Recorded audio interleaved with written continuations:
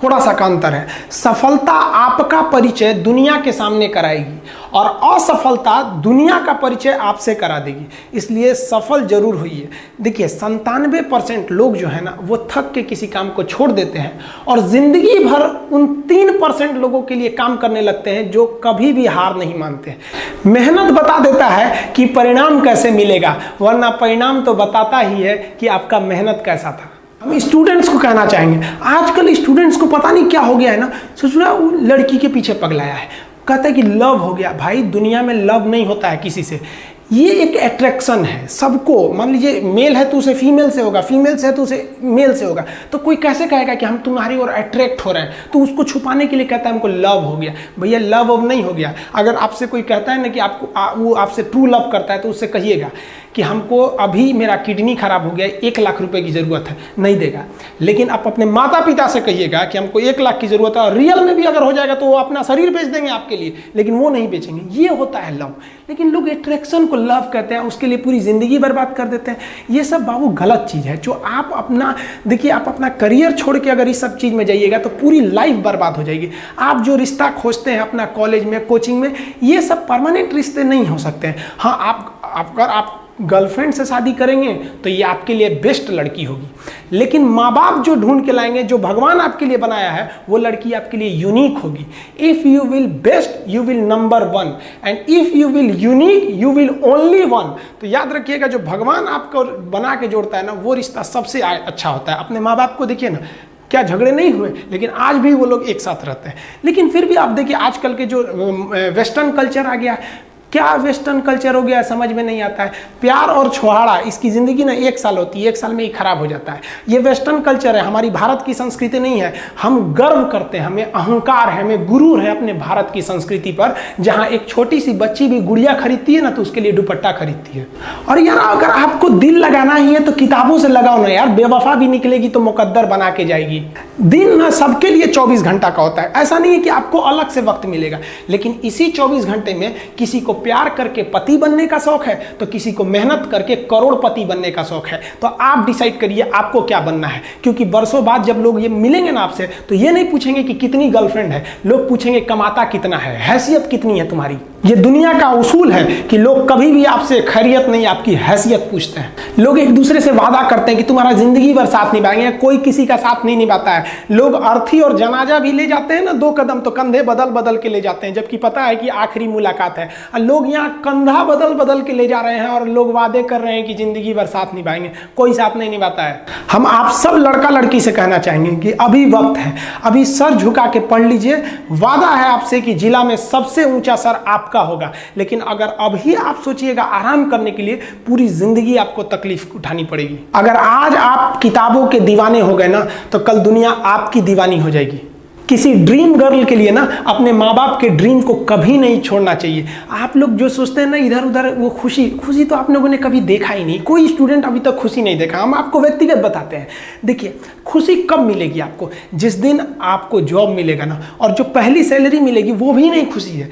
जब आप अपनी पहली सैलरी ले जाके अपनी माँ के हाथों में देंगे ना तो आपकी आंखों में आंसू होगा। आप याद करेंगे कि जिस माँ की उंगलियों को पकड़कर हमने चलना सीखा, आज उसको हमने अपनी पहली कमाई दिया है। और जब कमाने लगेंगे ना तब समझ में आएगा कि लाखों रुपए की अहमियत कुछ नहीं है, वो 1 रुपए के आगे जब माँ स्कूल जाते वक्त दिया करती थी। और गौर से देखा करो अपने माँ बाप के आंखों में, ये वो आईने होते हैं जिसमें बच्चे कभी बूढ़े नहीं होते। देखिए जीवन में ना अपने अंदर से अहंकार बिल्कुल निकाल दीजिएगा। अहंकार बहुत ही खराब चीज है। कहते हैं कि अहंकार में इंसान को इंसान नहीं दिखता, छत पे चढ़ जाओ तो खुद का मकान नहीं दिखता। अहंकार नहीं करना चाहिए। छत को बहुत गुरूर था छत होने का, 1 मंजिल और बनी और छत फर्श हो गया। अहंकार कभी नहीं कीजिएगा। तूफान ज्यादा होती है तो कश्ती डूब जाती है, और घमंड ज्यादा हो जाती है तो हस्ती डूब जाती है। जिस दिन आपको घमंड होने लगे ना अपने आप के ऊपर कि हम बहुत बड़े हो गए हैं, हम बहुत पढ़ लिए हैं, हम बहुत सक्सेसफुल मैन हो गए, हम बहुत बड़े बिजनेसमैन, हम बहुत, मतलब जिस दिन आपको घमंड हो गया ना उस दिन आप शमशान घाट में जाके दिखेगा आपसे नायाब लोग, आपसे अच्छे अच्छे लोग वहां खाक बन गए। दुनिया में ना किसी से जलन नहीं रखनी चाहिए। देखिए माचिस जो होता है ना दूसरे को जला देता है, लेकिन कभी माचिस को देखें वो खुद को भी जला लेता है। अतः अगर आप दूसरे की बुराई करेंगे, दूसरे के पीछे रहेंगे ना, तो इसमें आपका लॉस होगा। और अगर आपकी कोई बुराई कर रहा है ना तो आपको खुश होना चाहिए क्योंकि आप आगे बढ़ रहे हैं।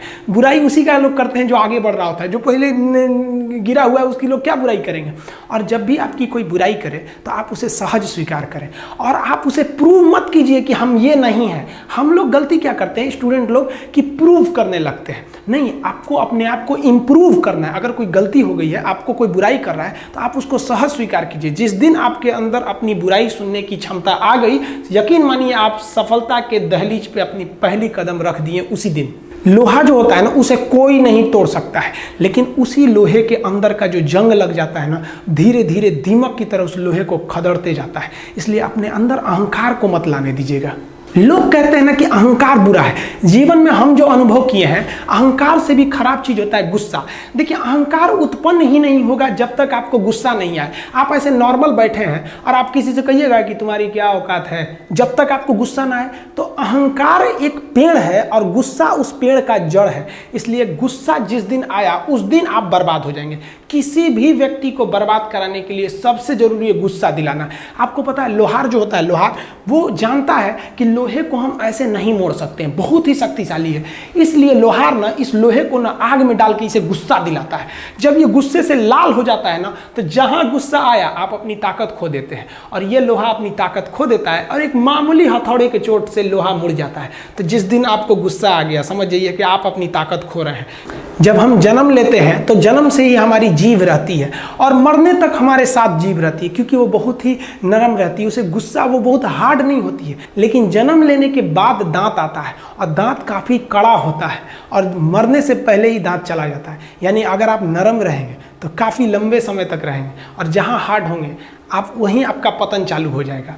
इंसान 3 साल में बोलना सीख जाता है, लेकिन उसे क्या बोलना है ये सीखने में उसे पूरी जीवन लग जाते हैं। शब्दों का इस्तेमाल बड़ा सोच समझ के कीजिएगा।